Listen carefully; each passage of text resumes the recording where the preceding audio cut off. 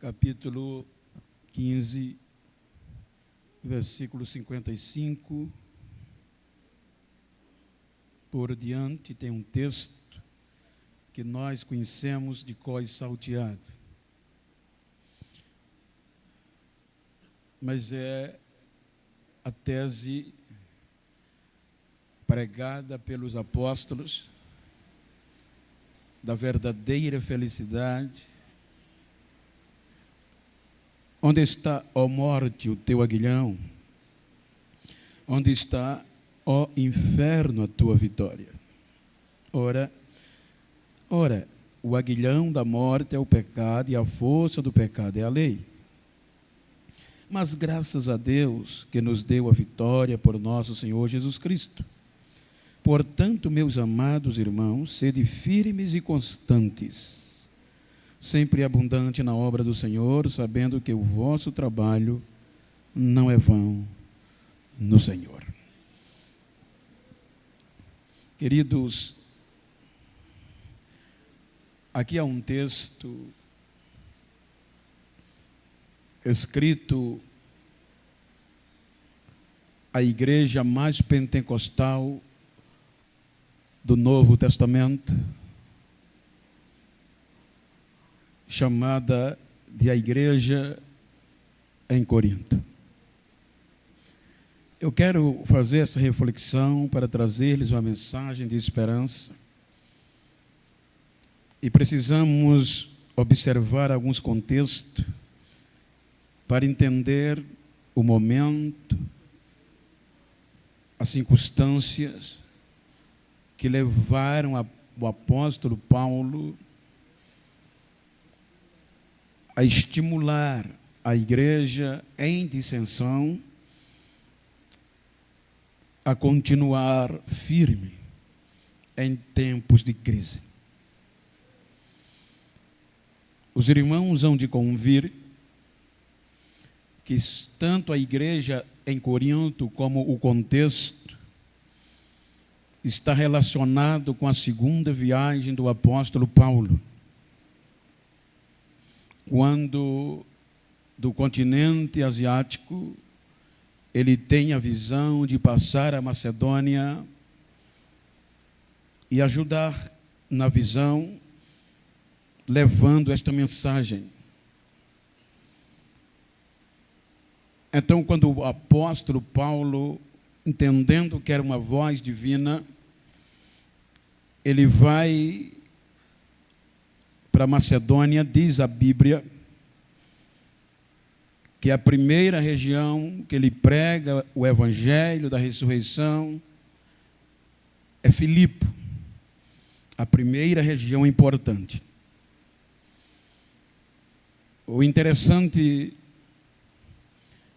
é que tanto Filipe como as demais cidades eram províncias romanas na época. Então, eram região grega romana,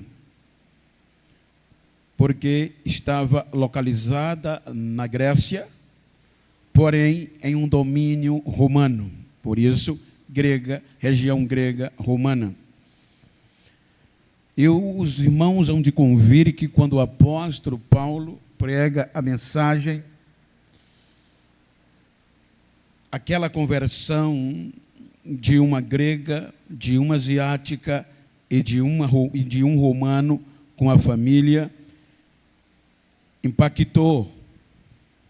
Observe que quando Lídia, salvo engano, a empresária, digamos assim, que ela trabalhava com tecido, aceitou a Cristo, não deu burburinho.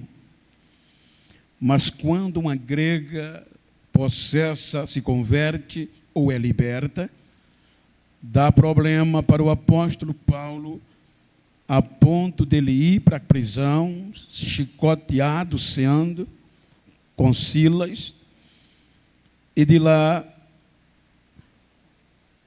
ele prega para o romano carcereiro, funcionário romano, e a casa dele é liberta.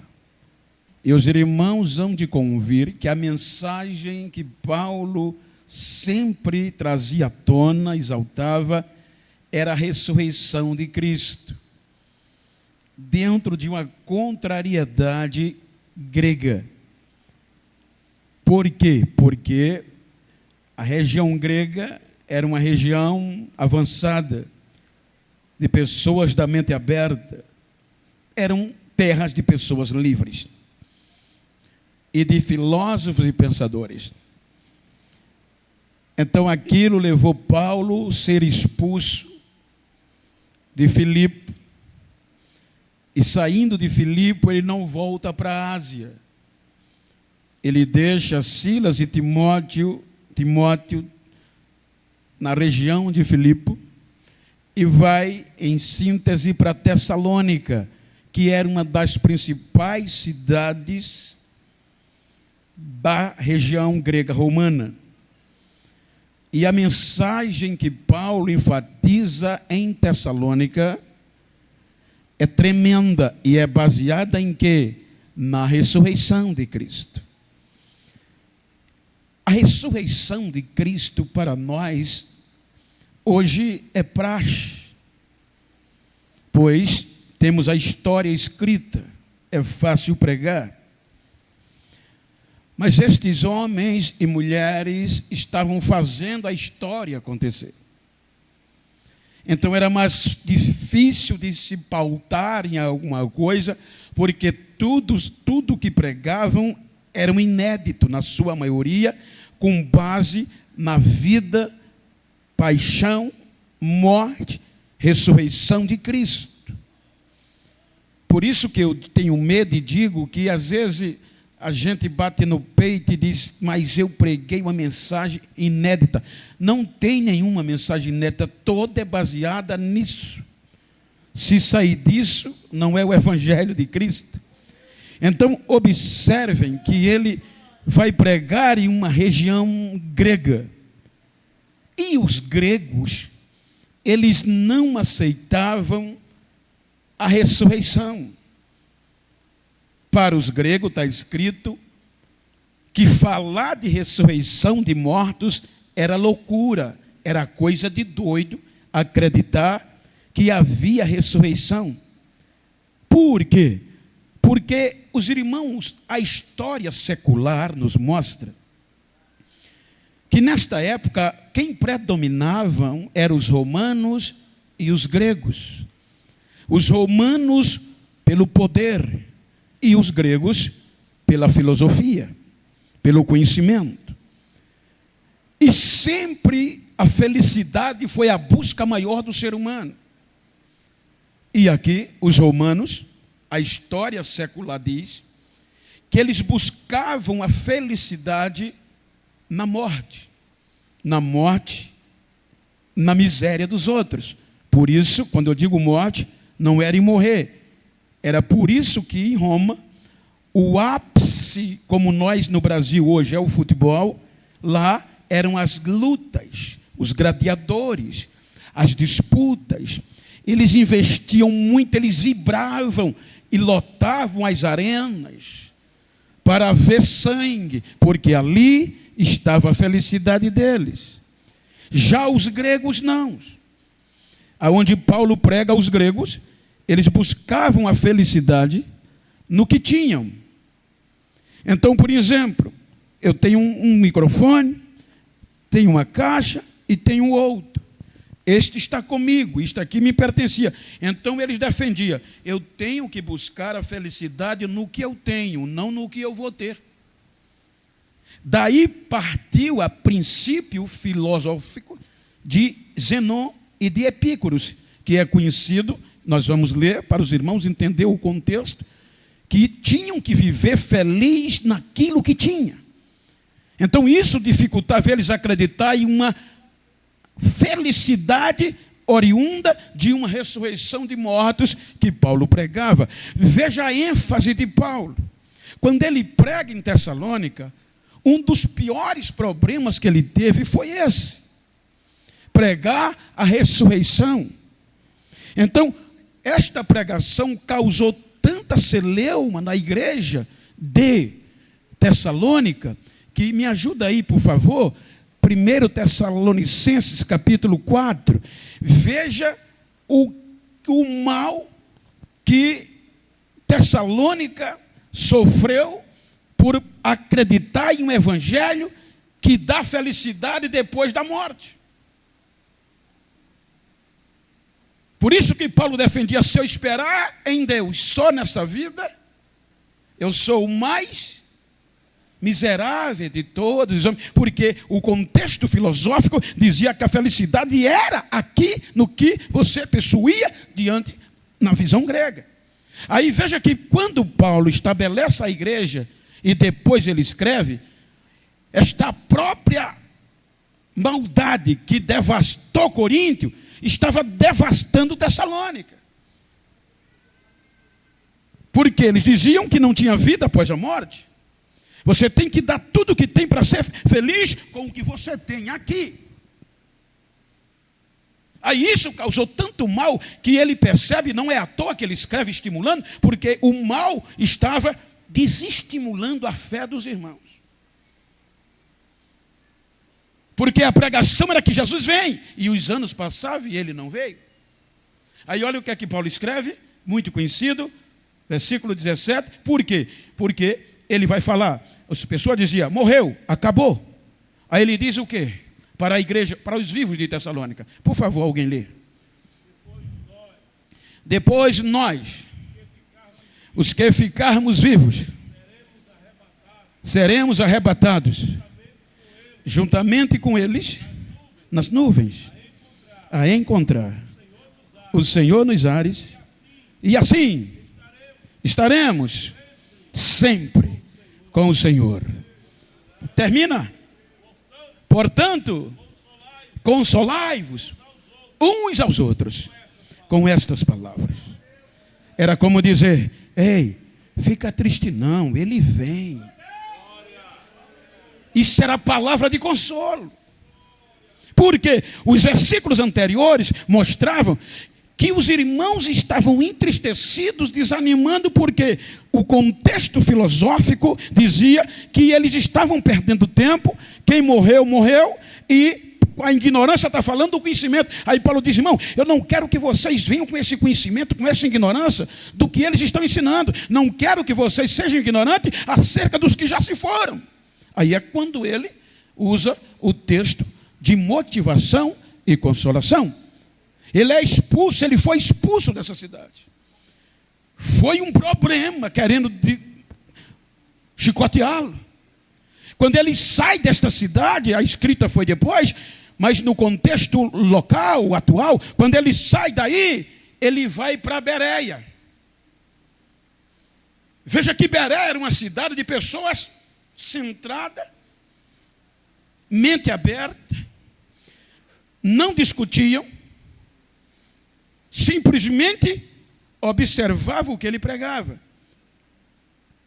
Quando ele sai de Bereia, veja o que o contexto da ressurreição faz. Ele vai para Atenas. Tudo na região grega romana. Na região grega romana ele prega, ele chega em Atenas e manda buscar, chamar lá de Filipos, Silas e Timóteo. Aí a Bíblia diz, em Atos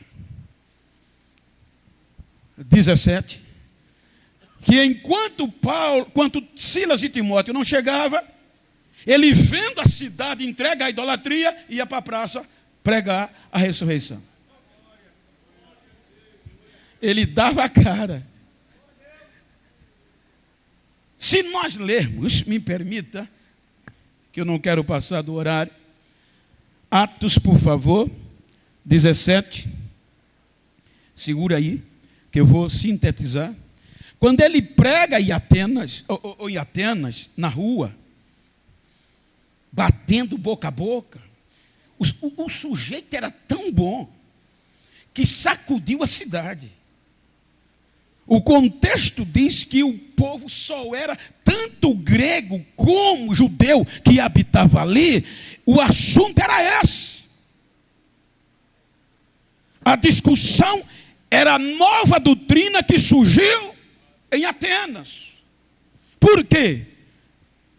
Porque Paulo estava pregando uma doutrina com base num Deus desconhecido. Segundo algum contexto histórico extra-bíblico, diz que esse Deus desconhecido surgiu em um momento de desespero dos gregos, dos atenienses, ou como toda a Grécia. Como como a pandemia aconteceu em nossos dias, os irmãos viram o desespero mundial? E diz a historiadores, fora dos escritos bíblicos, que apareceu neste período uma praga antes de Cristo tão grande entre os gregos, que eles invocaram todos os deuses da mitologia e a praga não sumiu. Então eles começaram a invocar um Deus que eles não conheciam. E o nome desse Deus que eles não conheciam resolveu o problema da praga. Aí levantaram um altar ao Deus desconhecido. Aí Paulo pega a deixa e prega esse Deus que eles não conhecem. Aí Paulo fez sucesso.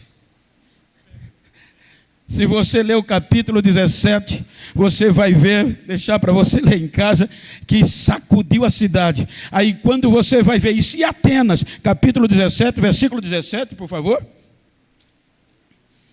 17 de Atos. De sorte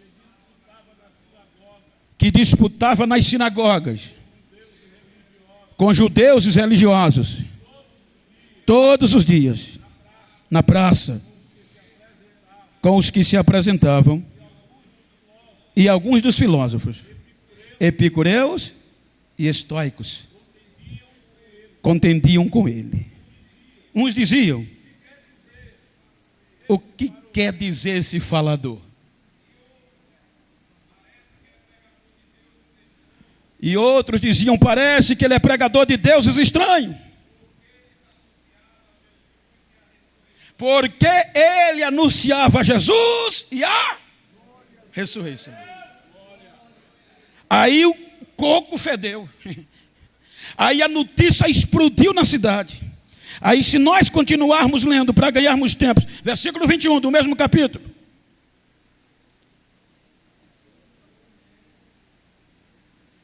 Versículo 21.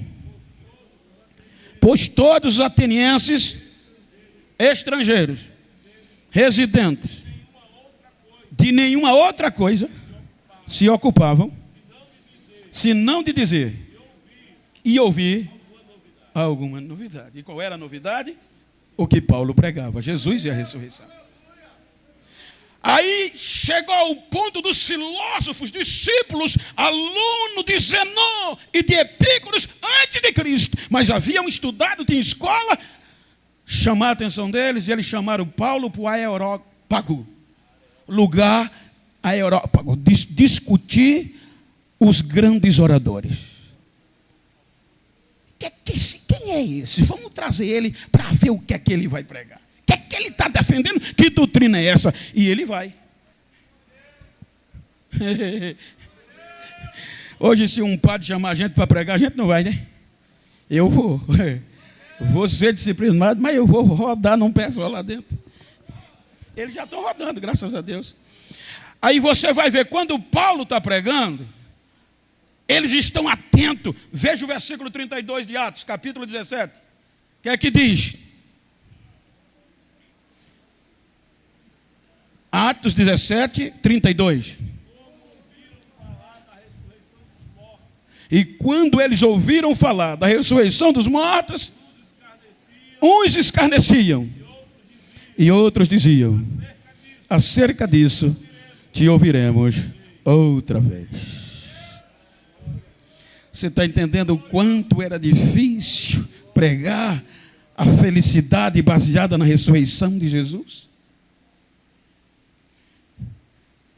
Então ele deixa Atenas e entra em Corinto para pregar a mesma mensagem. Quando ele chega em Corinto, Corinto era uma cidade opulenta, residentes gregos, judeus poderosos. Os judeus, irmãos, são influentes há muitos anos. Olha, se você for para Londres, ou a capital, o centro inglês, britânico, os judeus comandam. Se você vai para a América, os judeus são os mais ricos. Eles sempre, ninguém mexe com eles. Tem bairro só deles.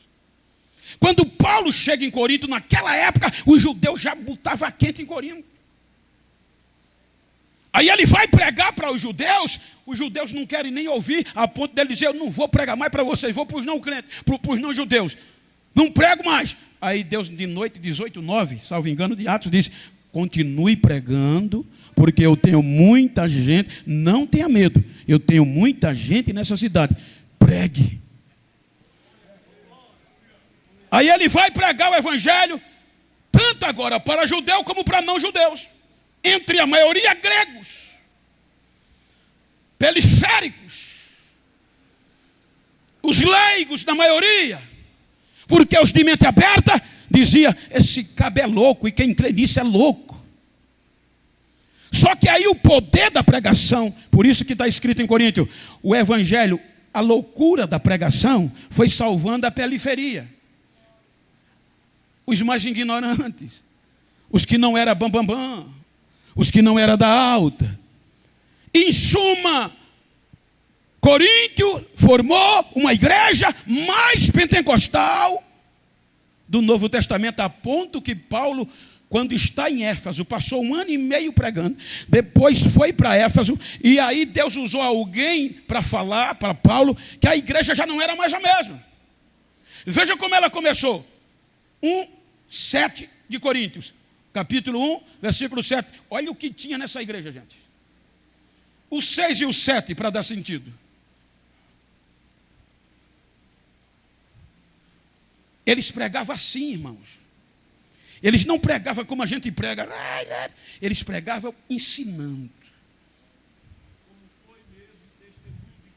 Como foi mesmo o testemunho de Cristo, confirmado entre vós, de maneira que nenhum dom vos falta, esperando a manifestação de nosso Senhor. Ele quer dizer, vocês foram tão privilegiados que vocês gozam dos todos os dons da manifestação de Jesus. A igreja que, se alguém entrasse em pecado, Deus usava alguém no dom da revelação e dizia, você está errado. Variedade de língua, milagre. A igreja de Corinto foi pautada nisso. Era uma igreja que o fogo, vamos falar a nossa linguagem, o fogo caía, o Espírito Santo tinha liberdade de usar os crentes. Aí os doutores filosóficos, poderosos, se infiltraram na igreja. Com todo respeito, eu estou falando, respeito, consideração, estou usando um termo que ouvi para dar sentido à igreja de Corinto. Eu ouvi esses dias de uma grande personalidade, um homem que me levou no seu gabinete e me mostrou, olhe, diplomas brasileiros, chilenos, paraguaios, uruguai. Pense numa formação acadêmica danada. E ele olhou para mim e disse, Bento, sabe qual é o problema da igreja hoje?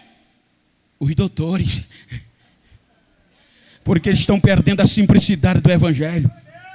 Não estou falando os doutores pessoa, estou falando doutores, entre aspas, de teses. Foi isso que arrebentou a igreja de Corinto, porque diz a Bíblia que entrou alguns doutores querendo deturpar a doutrina da ressurreição que Paulo havia ensinado. E aí Corinto entrou na onda, se dividiu, começou a escolher A, B, C, D, e o homem entrou, a filosofia entrou, e quando a filosofia entrou, que é o conhecimento humano, aí o Espírito Santo sai. E aí eu quero ver, pode até ser bonita, crescer, ser rica, mas é só ajuntamento, não é culto, porque sem o Espírito Santo não é culto. Aí eles deturparam a doutrina a ponto que a igreja de Corinto perde a identidade.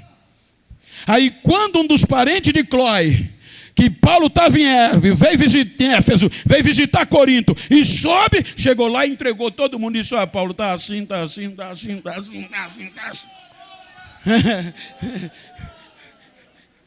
Aí Paulo arrepiou e disse, rapaz, eu vou lá, mas se eu for, eu vou tão brabo que eles vão...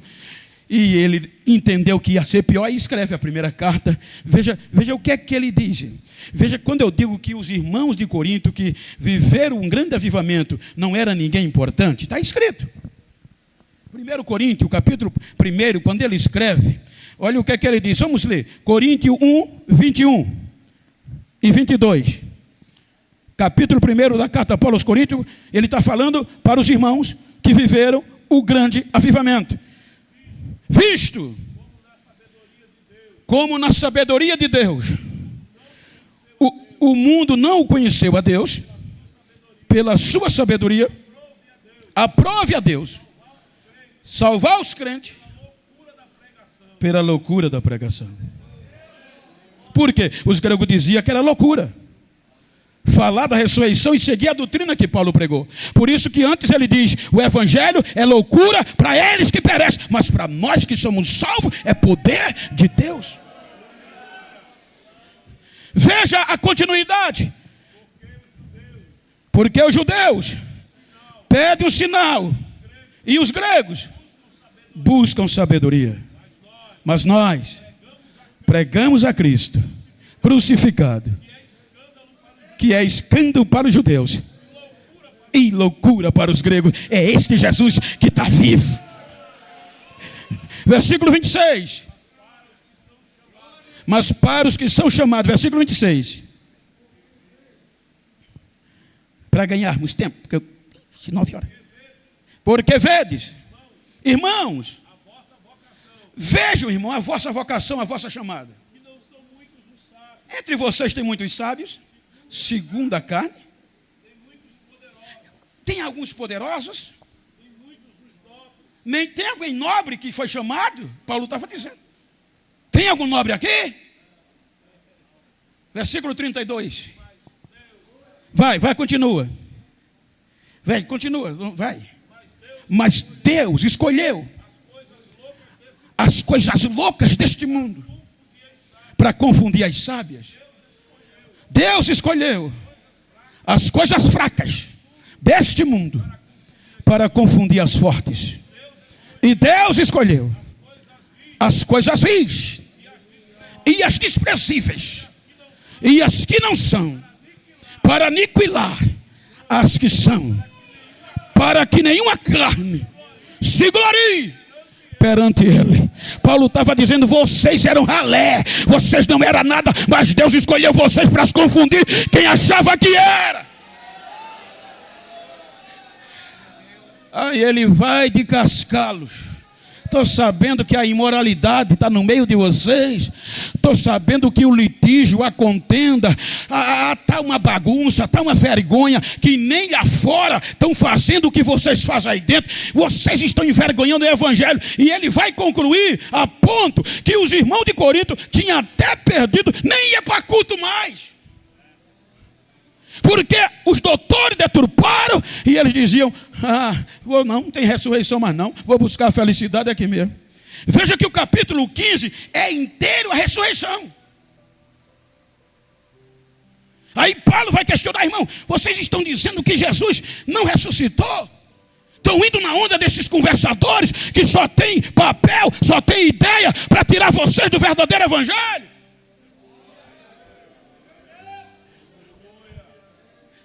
E estão perdendo comunhão. Irmãos, nada contra, muito pelo contrário. Mas quantas pessoas não querem viver de culto midiático? E já perdeu a... Irmão, bom que ser crente é ralar um no outro. É um ouvir o glória do outro. É um ouvir o aleluia do outro. É isso que é comunhão vivida. Os irmãos não acreditavam mais. Aí ele vai terminar dizendo, irmão, se Cristo não ressuscitou, eu preguei um evangelho, ele diz, olha, Cristo ressuscitou, e é tão verdade, que ele apareceu a Cefas, ou a Pedro, apareceu a Tiago, apareceu a 500 pessoas, apareceu a Beltrano, a fulano, depois a mim que sou um abortivo, sou o menor dos apóstolos. Agora a gente pregar o que ele está vivo, porque ele está, seja eles, seja eu, pregamos que ele está vivo e ele está vivo mesmo. Aí ele diz: irmão, seria em vão a minha fé e a minha pregação e a fé de vocês. Aí ele vai concluir dizendo: eu quero, irmão, dizer um mistério a vocês. Nem todos dormiremos,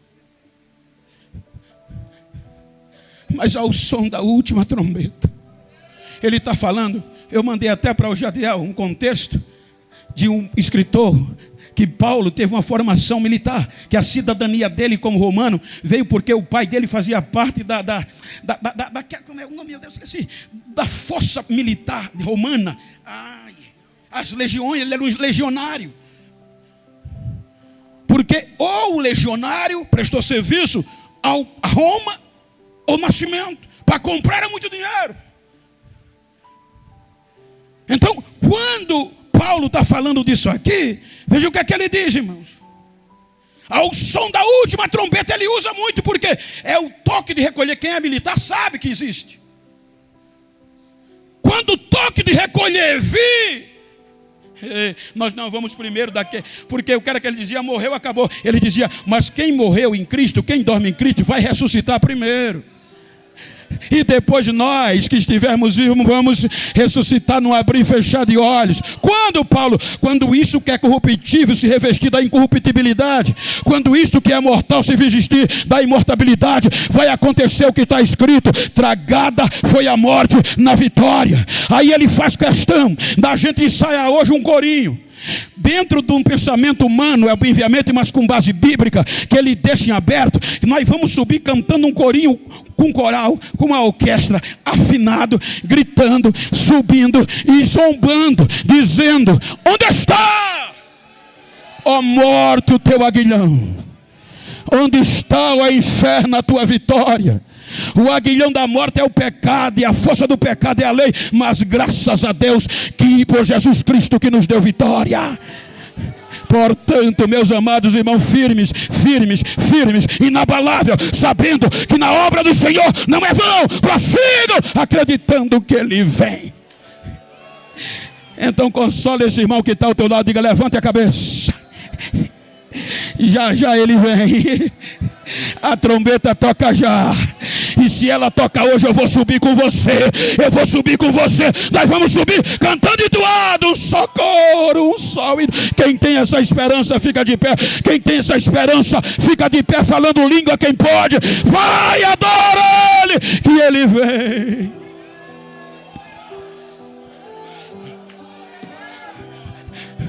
Se eu esperar em Cristo só nesta vida,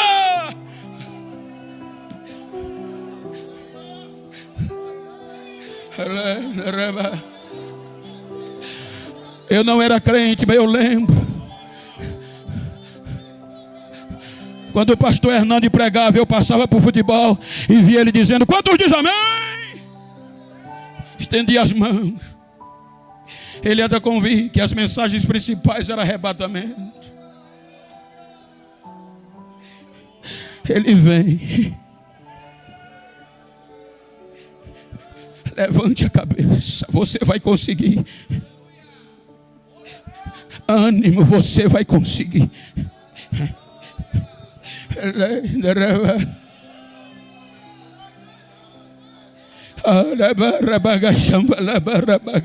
Receba renovo, você vai conseguir.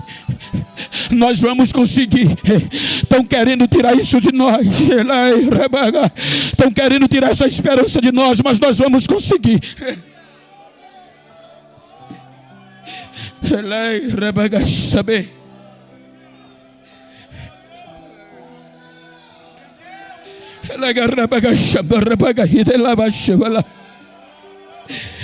Soberano e eterno Deus,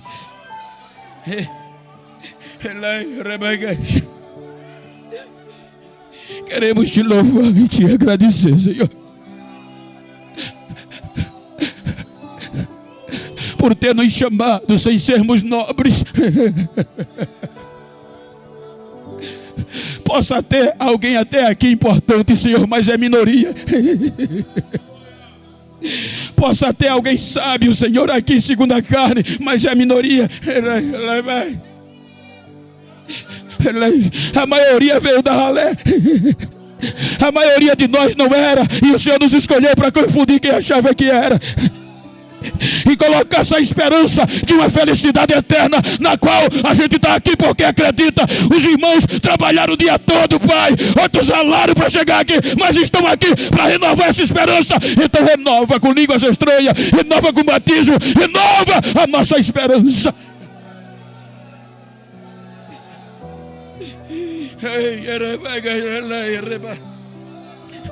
Se você puder dar um abraço nesse crente íntimo que está do teu lado, abraça ele, diz no ouvido dela, no ouvido dele: ele vem, ele vem, você vai conseguir, nós vamos conseguir, não desista, espera, ele vem.